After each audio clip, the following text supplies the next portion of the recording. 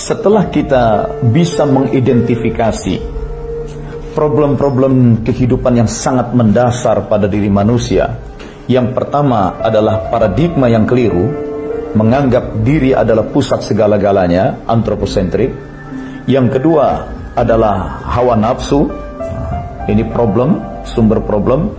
Yang ketiga adalah jebakan tipuan iblis, setan. Dan yang keempat adalah kotoran-kotoran jiwa. Kalau sudah bisa kita identifikasi, maka kita masuk pada solusinya.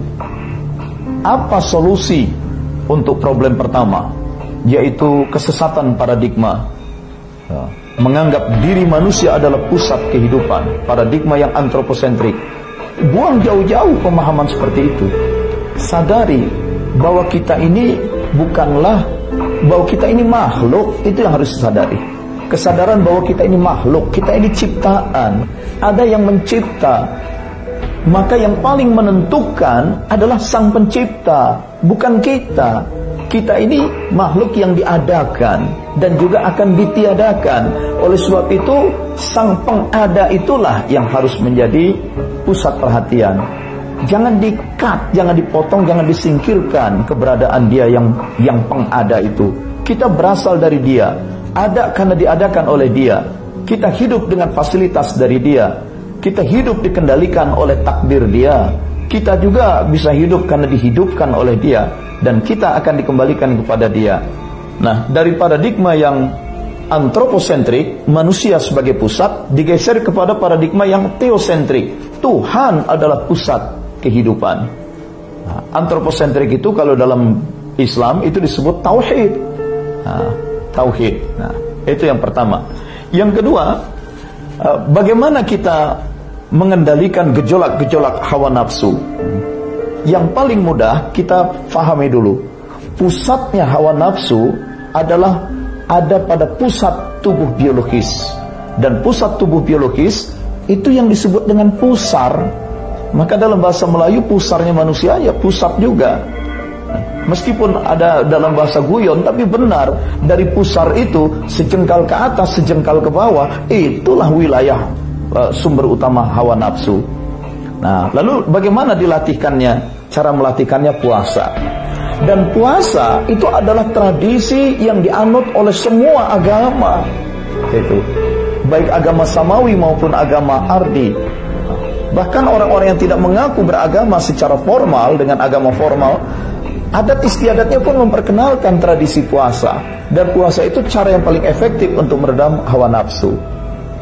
Kemudian posisi menekan bagian tubuh di sekitar pusar. Nah, posisi berjongkok, posisi sujud, itu adalah posisi yang efektif untuk menekan gejolak hawa nafsu.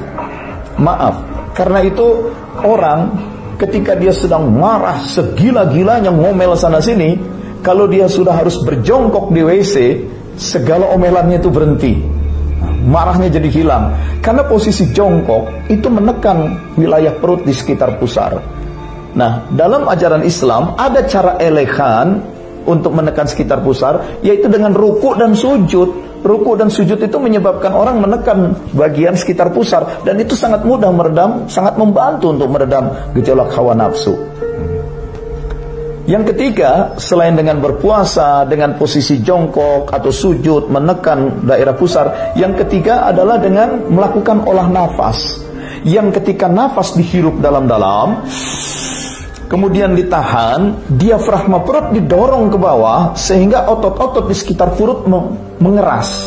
Orang sering mengatakan, hirup nafas, simpan nafasnya di perut. Tidak. Nafas itu udara tetap tersimpan di paru, di wilayah dada, tetapi diafragma perut yang didorong ke bawah, sehingga bisa membuat otot-otot di sekitar perut itu mengeras, mengalami kontraksi, dan itu sangat membantu untuk meredam hawa nafsu. Kemudian tentang problem iblis atau setan, itu kan makhluk rohania yang jahat. Tapi jangan lupa, iblis atau setan makhluk rohaniah yang memiliki power sangat kuat dan pengalaman hidup yang sangat panjang. Iblis atau setan itu pun makhluk Allah, makhluk Tuhan. Nah, artinya sama saja dengan anjing yang sangat takut pada majikannya. Kalau kita dekat dengan majikan, maka iblis dan setan itu akan mudah terkendalikan. Dalam Islam diajarkan zikir. Proses zikir membangun kesadaran, keingatan akan adanya Allah yang Maha Kuasa, itu akan menyebabkan seseorang terbentengi dari gangguan iblis. Yang dalam sebuah hadis qudsi Allah katakan, la ilaha illallah hisni, man qalaha dakhala hisni. La ilaha illallah itu adalah bentengku, dan siapa yang mengucapkan la ilaha illallah, dia bagaikan masuk ke dalam bentengku. Dia seperti memasang benteng di sekitar dirinya, sehingga iblis tidak masuk. Yang dalam Quran pun dikatakan, wa imma yanzaghannaka minasyaitonir nazghun fasta'idz billah. Jika datang setan melancarkan serangan kepadamu, maka hendaknya engkau berlindung kepada Allah.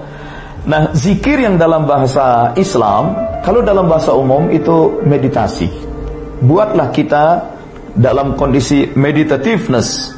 Nah, kita tidak lagi terkecoh, pikiran dan kesadaran kita terseret keluar, menatap dunia di luar diri, tapi justru kita tarik ke dalam. Kita tidak lagi outward looking, tapi justru kita inward looking.